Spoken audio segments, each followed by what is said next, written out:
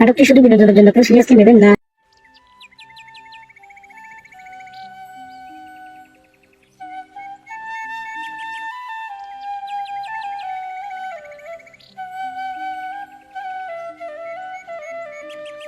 আসসালামু আলাইকুম কাকা, কেমন আছেন? ওয়ালাইকুম আসসালাম। বাতিজা, কি অবস্থা? তুমি ভালো আছো নি? ভালো কাকা। তুমি বাতিজা, আমি তো তোমাদের বাড়ির দিকে যাইছি। যাক, ভালো হইলো তোমার সাথে দেখা হইলো। কেন কাকা? তুমি যে কিছুদিন আগে একটা বিষয়ের কথা বলছিলে আমাকে, আমি একটা ভালো বিষয় পাইছি, কফি হাউসের বিষয়। মাসে মাসে 70 থেকে 80 হাজার টাকা কামাইতে পারবে।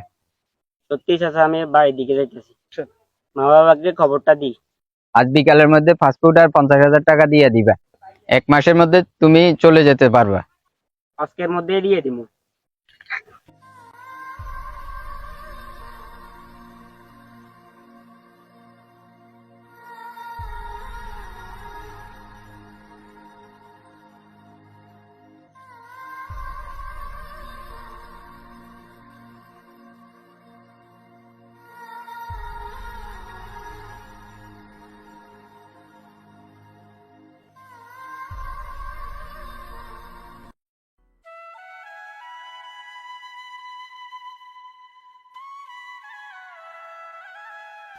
কি রে, এটা মুখলিস না?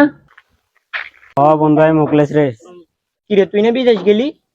মনে হয় বালামাল টাল কামাই আইছো। রে বন্ধু, বহুত মাল কামাইছি। তুই জানোস আমি কিভাবে আসছি? বন্ধু শোন আমার কাহিনী। তুই তো জানোস আমি 1 বছর হয়েছে বিদেশ গেছি। আমি যে দেশে আইছি আমার পরিবারও জানে না। এমন কি হলো তুই বাংলাদেশে 1 বছর ভিতরে চলে আসিস? চলে আসার কারণ হলো দালালের চাপড়ায় পয়সা দিছে। কাজ নাই, কাজের কথা খাওয়ার কথা কইলে পিটাইতো। আমি বিদেশ যাইতে 3 লক্ষ টাকা ঋণ করছি। বাড়িতে কাউকে না জানিয়ে দেশে চলে আসছি। এখন এখন আমি মা বাবার সামনে কি নিয়ে দাঁড়াবো?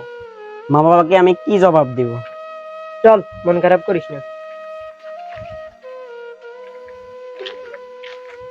তোর জব বরিয়া দালাল বিষয় দিছে না? চল, আজকে তার খবর আছে।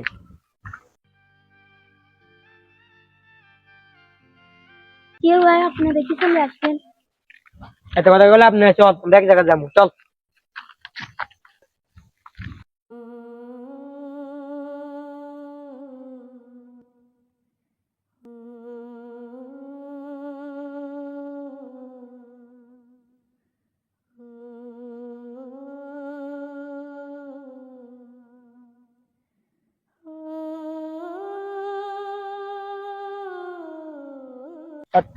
জব্বর কাকা, বাড়ি আছেন? জব্বর কাকা,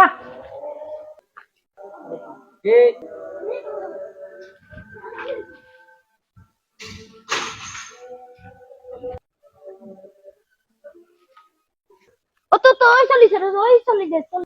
ধর ধর, এই খাড়া ধর, কমে যাবে, খাড়া খাড়া, খাড়া। হ্যাঁ? এই যে,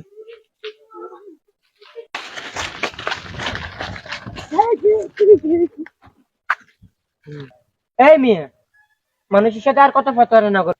আপনার মতো কিছু অসাধু দালালের কারণে কত নিরহ অসহায় পরিবার আপনাদের কারণে নিঃস্ব। আপনি কেন আমার সাথে প্রতারণা করছেন? পাই পাই করে হিসাব দিবেন। বাবা, গরম হয়ে না, আমি তোমার সম্পূর্ণ টাকা দিয়ে দিব। আপনারা যারা বিদেশ যাওয়ার চিন্তা ভাবনা করতেছেন, ভালো লোক দেখে যাচাই বাছাই করে তারপরে বিদেশ যাবে। তাই বলি, যাত্রার কথা বিশ্বাস করবেন না। নামার সময় খুব মিষ্টি মিষ্টি কথা বলবে, যাওয়ার পরে আপনার খোঁজ খবরও নেবে না।